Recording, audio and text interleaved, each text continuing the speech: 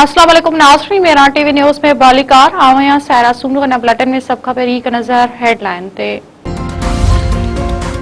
सिंध के मुख्तलिफ इलाक़नि में तूफ़ानी बरसात, हैदराबाद में तेज़ रफ़्तार रोड रस्तनि ऐं हेठाइनि वारनि इलाइक़नि में पानी भी वियो। मीरपुर ख़ास, थरपारकर, उमरकोट, जामशोरो, बदीन, मटियारी, टंडोलियार ऐं ठठे में भी बरसात।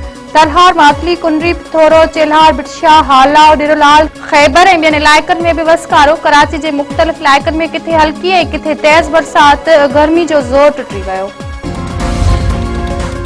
मुज़फ़राबाद के 9 सीटन ते चूंडनि लाइ पोलिंग जारी, मुहाजिरनि जी 12 सीटन ते भी वोटिंग हलंदड़। सिक्योरिटी जा इंतजाम सख़्त, LA-27 मुज़फ़राबाद ते पोलिंग मुलतवी थी वई।